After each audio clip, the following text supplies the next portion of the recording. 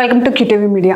అల్లు ఫ్యామిలీలో తీవ్ర విషాదం నెలకొంది. ప్రముఖ నిర్మాత అల్లు అరవింద్ తల్లి దివంగత హాస్య నటుడు అల్లు రామలింగయ్య సతీమణి అల్లు కనకరత్నం కన్నుమూశారు. దీంతో తెలుగు చిత్ర పరిశ్రమలోనే ప్రముఖ కుటుంబాలైన మెగాస్టార్ చిరంజీవి, అదేవిధంగా అల్లు అరవింద్ కుటుంబాల్లో తీవ్ర విషాద ఛాయలు అలుముకున్నాయి.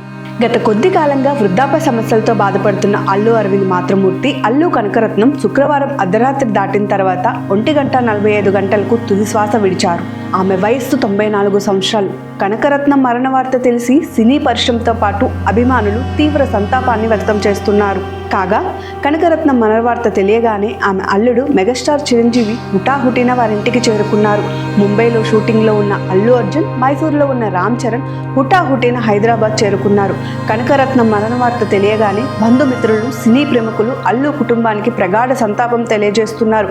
వయోభారంతో కొంతకాలంగా బాధపడుతున్న కనకరత్నం మార్చి నెలలో తీవ్ర అనారోగ్యానికి గురయ్యారు. కుటుంబ సభ్యులు ఆమెను హైదరాబాద్లోని ఓ ప్రైవేట్ ఆసుపత్రిలో చేర్పించినట్లు, వెంటిలేషన్పై చికిత్స అందించినట్లు అప్పట్లో వార్తలొచ్చాయి.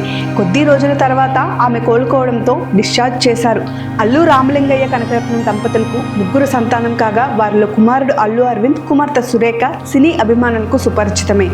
వారి పిల్లలు అల్లు అర్జున్, రామ్ చరణ్, శిరీష్, బాబీ, సుష్మిత కొణిదెల ఆ కుటుంబాల వారసత్వాన్ని కొనసాగిస్తూ సినీ ఇండస్ట్రీలోనే రాణిస్తున్నారు. రామలింగయ్య 2004లో మరణించిన తర్వాత కనకరత్నం బయట పెద్దగా కనిపించలేదు.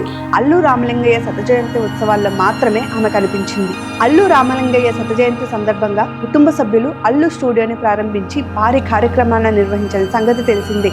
ఈ కార్యక్రమానికి మాజీ ఉపరాష్ట్రపతి వెంకయ్య నాయుడు గౌరవ అతిథిగా హాజరయ్యారు. కనకరత్నాన్ని తనయుడు అరవింద్ స్టేజ్ మీదకు తీసుకువచ్చి పన్నీ చేతుల మీదుగా గౌరవ సత్కారం చేయించిన వీడియో అప్పట్లో బాగా వైరల్ అయింది.